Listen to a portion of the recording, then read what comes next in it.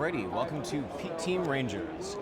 This is a cooperative game where you are all going to be playing park rangers trying to save a national park that is at risk of being decommissioned if you don't get in there and confirm that the natural world is in fact still alive and doing well.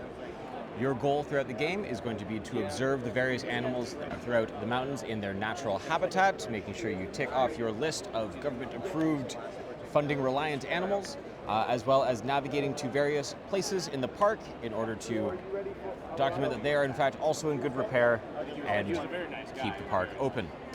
This guy is going to go right down here once I find the outline that goes on. Awesome. To start off each round, the kind of interesting strangeness of this game is going to be your reverse drafting, I cut and choose for you kind of style of gameplay.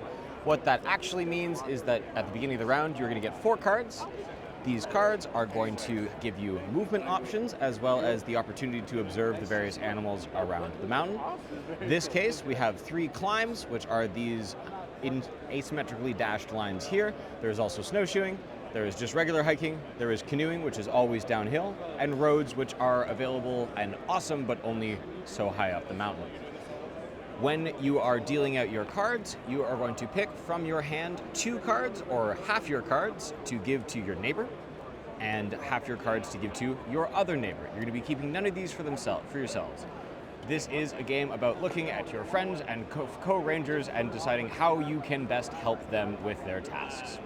Once you've divvied up cards, you're going to be getting your own cards from the players next to you, and you will use those going in turns, playing as many cards as you'd like to before you stop moving, in order to move around the mountain and complete tasks. For example, if I were to briefly impersonate turquoise here, I could use one of my cards here, which lets me move up to 3 spaces snowshoeing to move across the way to this mission and complete it.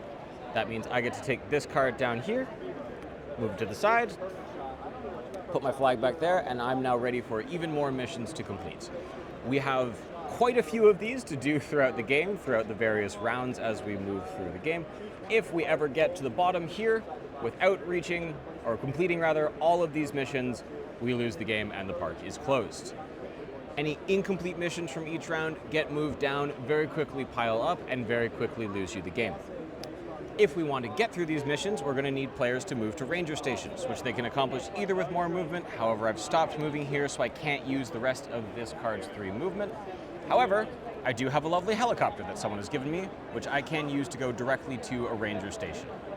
In this case, I'm not going to go too far. I'm just going to move right back here in order to deal out more missions to my fellow rangers. That looks like taking as many cards from, in this case, this round, so only 1, but I would normally take as many cards as there are players with an open slot that could receive a mission.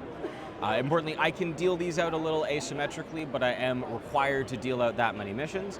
In this case, there's only 1 left for this round, so I'm going to flip this over and look at it. I'm not going to tell anyone else what it is or get to talk to them about what it is. Instead, I'm going to look at the map, I'm going to look at what I think I gave my friends, and I'm going to decide that I think it would make the most sense if Red got the mission to check out the Blue Bend, which is not that far for them, though they might have to navigate there slightly indirectly. Once you have completed your round of cards, everyone having taken as many turns as they think they can and played out their hand, you are going to move on to the next round, gain access to more missions, and carry on with the game.